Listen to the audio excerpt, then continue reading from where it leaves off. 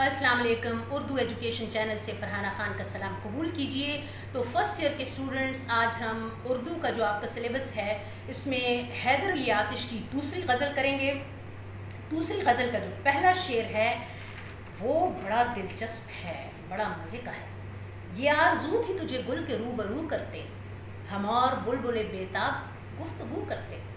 مفہوم اس کا کچھ یوں ہے کہ شاعر اپنے محبوب کو مخاطب کرتے ہوئے یہ کہتا ہے کہ اے میرے محبوب، میری یہ خواہش تھی کہ میں تجھے بلبل کے محبوب، گل کے یعنی پھول کے، آپ سب جانتے ہیں اردو کی شعری جو روایت ہے اس میں جو بلبل کا محبوب ہے وہ پھول ہے. تو وہ کہتے ہیں اس کے روبرو کر کے بلبل آتا، وہ اپنے محبوب یعنی پھول سے گفتگو کرتا، میں تمہیں لے آتا، میں تم سے بات چیت کرتا، اور میں اور بلبل مل کر اپنے اپنے محبوب سے دل کی باتیں کرتے.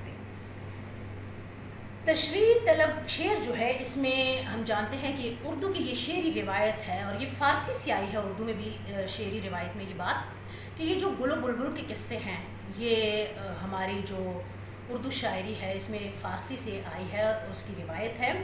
تو شاعر نے اپنے محبوب کو گل و بلبل کے عشق کا حوالہ دیا ہے اور ایک انوکھا اور منفرد انداز اختیار کرتے ہوئے یہ کہا ہے. شاعر یہ کہتا ہے کہ میں تمہارا، اپنے محبوب سے کہتا ہے میں تمہارا سچا عاشق ہوں. اسی طرح سے بلبل پھول سے بے پناہ محبت کرتا ہے. اب بلبل آئے اور پھول سے گفتگو کرے، اس سے اپنی محبت جتائے، میں تم سے اپنی محبت کا اظہار کروں. تو دیکھنا یہ ہے، یعنی یہ ایک مقابلے کی فضا ہو گئی ہے. دیکھتے یہ ہیں میں تم سے زیادہ محبت کرتا ہوں یا بلبل جو ہے وہ پھول سے زیادہ سچی محبت کرتا ہے. اس شعر میں روبرو کرتے کے الفاظ جو ہیں وہ خاص سے توجہ طلب ہیں. تو دراصل شاعر یہ کہنا ہی چاہتے ہیں کہ جو پھول ہے ہر کوئی اس کی نزاکت، نفاست، خوبصورتی، حسن، رنگ، خوشبو اس کا دل دادا ہوتا ہے، اور بلبل بھی اسی بنا پر اس کے عشق میں گرفتار ہے. تو شاعر یہ کہنا چاہتے ہیں کہ اب دیکھنا یہ ہے پھول زیادہ خوبصورت ہے یا میرا محبوب زیادہ خوبصورت ہے. کسی اور شاعر نے اس بات کو یوں بیان کیا، وہ تو وہ ہے تمہیں ہو جائے گی الفت مجھ سے، ایک نظر تم میرا محبوب نظر تو دیکھو. یعنی شاعر عاشق جو ہے وہ ہر صورت اپنے محبوب کو لاسانی قرار دیتے ہیں، یعنی اس جیسا کوئی اور نہیں. اور ان کا یہ خیال ہے کہ جب یہ موازنہ ہوگا، جب یہ کمپٹیشن ہوگا تو یقیناً ان کا جو محبوب ہے وہی جیت جائے گا، وہی اس خوبصورتی کے مقابلے میں اس کا ثانی کوئی نہیں ہوگا. یعنی پھول پر اپنے جو محبوب ہے اس کے حسن کو زیادہ فوقیت دی ہے یا اس کو اس سے زیادہ بہتر قرار دیا ہے. تو اس حوالے سے ایک اور شعر بھی دیکھیے، آ اندلیب مل کے کریں آ ہزاریاں، تو ہائے گل پکار میں چلاؤں ہائے دل. حیدر علی آتش کی دوسری غزل کا دوسرا شعر ہے، پیام بر نہ میسر ہوا تو خوب ہوا، زبان غیر سے کیا شرح آرزو کرتے. مفہوم یہ ہے کہ اگر محبوب کے پاس پیغام پہنچانے کے لیے کوئی پیغام رساں یا قاصد میسر نہ ہوا تو اچھا ہوا، کیونکہ کسی غیر کی زبان سے آرزو کا بیان ممکن نہیں ہوتا. کوئی غیر کیسے بتا سکتا ہے کہ عاشق جو ہے وہ کتنا سچا عشق کرتا ہے، اس کے دل کا محبوب کے بغیر کیا حال ہے. تشریح کے حوالے سے میں کہنا چاہوں گی کہ ہر عاشق کی یہ دلی خواہش ہوتی ہے کہ وہ اپنا حال دل اور اپنی جو محبت کا میں جو اس کی کیفیات ہیں، جو جذبات ہیں، اس کا اظہار محبوب سے کرے. کیونکہ ہو سکتا ہے سچا جو عاشق ہے وہ اپنے محبوب کے سامنے اپنی محبت کو جتا سکے یا اس کا جس کو کہتے ہیں وہ یہ قبول کروا سکے. میں نے آپ کو پہلے بھی بتایا کہ اردو کی جو شعری روایت ہے اس میں عاشق کا کام ہر وقت آہوزاری کرنا، محبوب کی منتیں کرنا اور اس کو یہ احساس دلانا کہ وہ یقین کرے کہ وہ عاشق جو ہے وہ اس سے سچی محبت کرتا ہے، جبکہ محبوب ٹھہرا روایتی ستم گر، ظالم، سنگ دل، اسے عاشق کی کوئی پرواہ نہیں ہوتی. تو محبوب کے حوالے سے شاعر کا یہ کہنا ہے کہ میں اس کو کس طرح سے اپنے دل کا حال بتاؤں، کب وہ سنتا ہے کہانی میری اور پھر وہ بھی زبانی میری. تو ایسے میں وہ کہتے ہیں کہ پھر وہ سوچتے ہیں چلو خود میں بات نہیں کر سکتا، محبوب میری بات پر یقین نہ کرے یا میری بات پر دھیان نہ دے، توجہ نہ دے، تو کسی اور کے توسط سے اس کو پیغام پہنچا دیا جائے۔ اب ایسے میں وہ قاصد کی تلاش کرتے ہیں کہ کوئی قاصد ہو جو جا کر ان کو حال دل بتائے اور بتائے کہ بھئی عاشق پر کیا گزر رہی ہے اس کے ہجر و فراق میں، لہٰذا وہ محبوب پر توجہ دے۔ تو جب وہ قاصد کی تلاش کرتے ہیں تو اس میں ناکام ہو جاتے ہیں۔ اب اس پر پریشان ہونے، مایوس ہونے، دل برداشتہ ہونے کی بجائے شاعر نے یہ کہا اچھا چلو اچھا ہے یہ نہیں ہوا۔ یہ کس لیے کہا؟ یہ اس لیے کہ ان کا یہ خیال ہے کہ قاصد کو میں کس طرح سے یہ سمجھا پاؤں گا، کیونکہ جو بھی کیفیت یا جو بھی تکلیف یا اذیت سے جو دو چار انسان ہوتا ہے وہی زیادہ بہتر جانتا ہے کہ وہ کس مشکل میں ہے۔ دوسرا اس کی تکلیف کا اس طرح سے احساس نہیں کر سکتا، اور ظاہر ہے جب احساس نہیں کر سکتا تو کسی اور جگہ دوسری جگہ جا کے وہ کیسے کنوے کرے، کس طرح سے وہ بتائے کہ اس انسان کا تمہارے فراق میں کیا حال ہے، تمہارے عشق میں اس کی کیا حالت ہے۔ تشنگی رکھی ہے قاصد نے بیان حال پر، کاش وہ جا کے وہاں میری زبان سے کام لے۔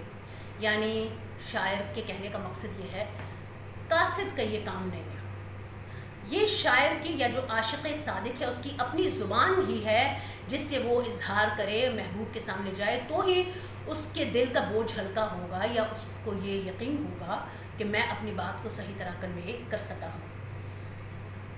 اس شعر میں ایک جو بڑی خوبصورت سی بات ہے اردو کی، میں پہلے بھی بتا چکی ہوں، شعری روایت میں یہ غیر کا مطلب یہ ہے کہ جو دوسرا زبان غیر سے کیا شرع آرزو کرتے، یعنی قاصد جو ہے ظاہر ہے اس کی زبان کسی اور کی زبان ہے نا، وہ عاشق صادق کی زبان تو ہے نہیں، وہ شاعر کی زبان تو ہے نہیں کہ وہ جا کے بالکل اسی انداز سے اسی خوبصورتی کے ساتھ اس کے عشق کا حال اس کو سنا دے، وہ تو غیر کی زبان ہے۔ اور اردو شاعری میں جو غیر ہے وہ رقیب ہے، اور رقیب کا جو عاشق اور محبوب کے درمیان ایک رشتہ ہے یا وہ جو ایک معاملہ ہے وہ اردو شاعری میں بڑا خطرناک ہے، اور کوئی بھی عاشق صادق رقیب کو برداشت نہیں کرتا۔ تو اسی لیے کسی اور شاعر نے بھی کہا قاصد نہیں یہ کام تیرا اپنی راہ لے، اس کا پیام دل کے سوا کون لا سکے۔ حیدر علی آتش کی دوسری غزل کا تیسرا شعر ہے میری طرح سے ماؤ مہر بھی ہیں آوارہ، کسی حبیب کی یہ بھی ہیں جستجو کرتے۔ مفہوم یہ ہے کہ جس طرح شاعر کہنا چاہتے ہیں کہ میں محبوب کی تلاش میں سرگرداں ہوں، مارا مارا پھرتا ہوں، اسی طرح سورج اور چاند بھی جو ہیں وہ بھی کسی محبوب یعنی کسی ساتھی کی تلاش میں پھرتے ہیں۔ تشریح کے حوالے سے میں بتانا چاہوں گی کہ حرکت جو ہے یعنی متحرک ہونا وہ سکون کی ضد ہے، یعنی اس کے اپوزٹ ہے۔ یہ انسان کی بے چینی اور بے قراری کا اظہار ہے۔ تو بے چینی جب ہوتی ہے اور اضطراب جب ہوتا ہے تو اس کا مطلب ہی یہ ہے کہ وہ جو سچا عاشق ہے وہ اپنے محبوب کے لیے کس قدر بے قرار ہے۔ وہ جنگل جنگل مارا مارا پھرتا ہے، صحراؤں میں جاتا ہے، صحراؤں کی خاک چھانتا ہے۔ عشق کی داستانیں آپ پڑھیں تو کسی نے جنگلوں میں بیابانوں کی رالی، جنگل اور بیابانوں کی رالی، کوئی صحراؤں میں نکل پڑا، کوئی پہاڑوں کی جانب چلا گیا اور اپنے جو عشق ہے اس کو تلاش کرنے کے لیے یعنی محبوب کی تلاش میں سرگرداں رہا۔ بھری دنیا میں جی نہیں لگتا، جانے کس چیز کی کمی ہے ابھی، یہ کمی وہی محبوب کی کمی ہے۔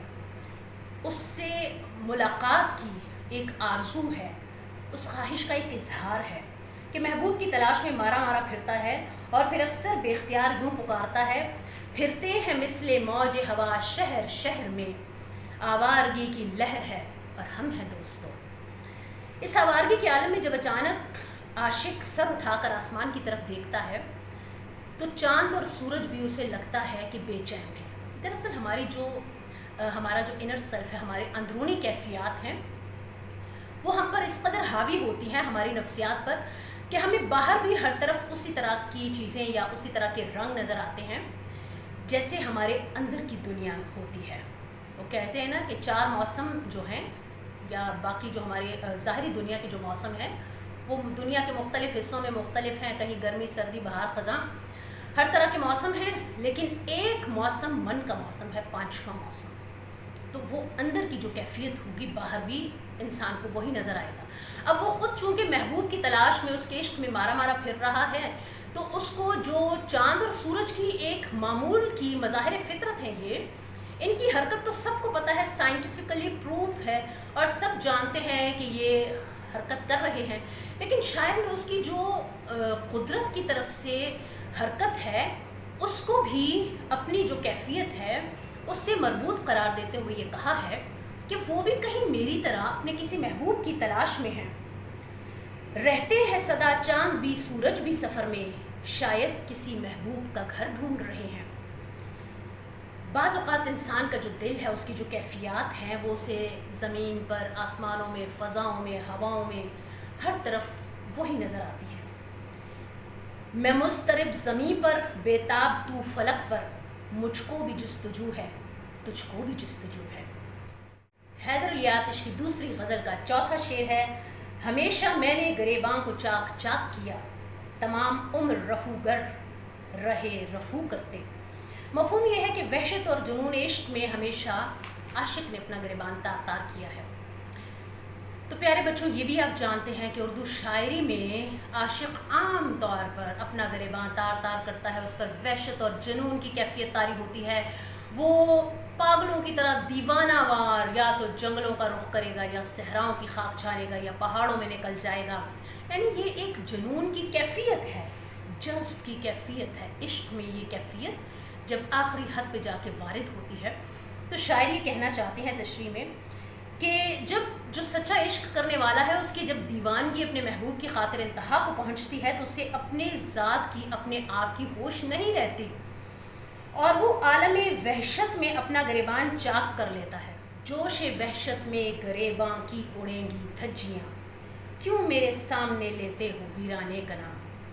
شاعر نے عشق میں اپنی وحشت اور جنون کا ذکر کرتے ہوئے اس حقیقت کو واضح کیا ہے کہ میں نے تو عشق میں ہمیشہ اپنے گریبان کو تار تار کیا، یعنی وہ محبوب کے عشق میں اس قدر مجنون ہو چکے ہوئے ہیں کہ انہیں اس بات کی بھی پرواہ نہیں کہ وہ اپنی کیا حالت رکھ رہے ہیں، کیا حالت بنا رہے ہیں، دنیا ان پر کیا بات کرے گی، ان کا کیا انجام ہوگا۔ تو انہوں نے یہ کہا کہ وہ تو اپنے آپ کو، اپنے گریبان کو تار تار کرتے رہے، لیکن جو احباب تھے، جو دوست تھے، وہ ان کا جو گریباں ہے اس کو رفو کرتے رہے، لیکن اس سب کا انجام کچھ بھی نہیں ہوا۔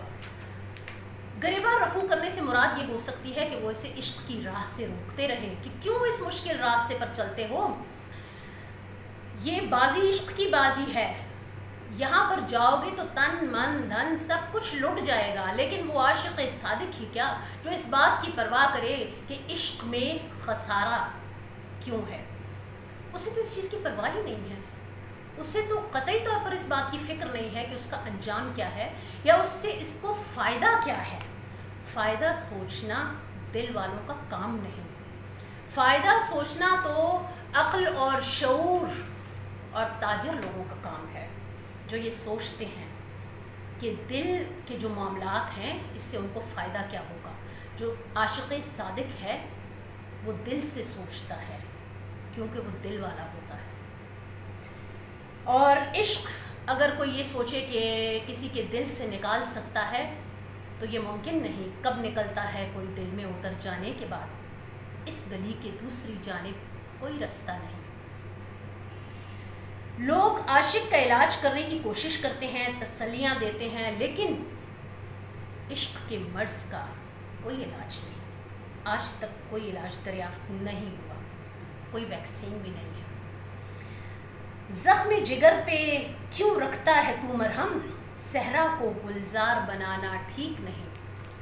یہ جو زخم عشق میں کھانے والے لوگ ہیں، انہیں بالکل پسند نہیں کہ ان کے زخموں پر مرہم رکھا جائے، کیونکہ یہ ان زخموں کو بڑی خوش دلی کے ساتھ، محبت کے ساتھ قبول کرتے ہیں، کیونکہ یہ راہ عشق کے زخم ہیں، اور ان زخموں نے ان کو زندگی کی ایک نئی امنگ ان کے اندر پیدا کی ہے۔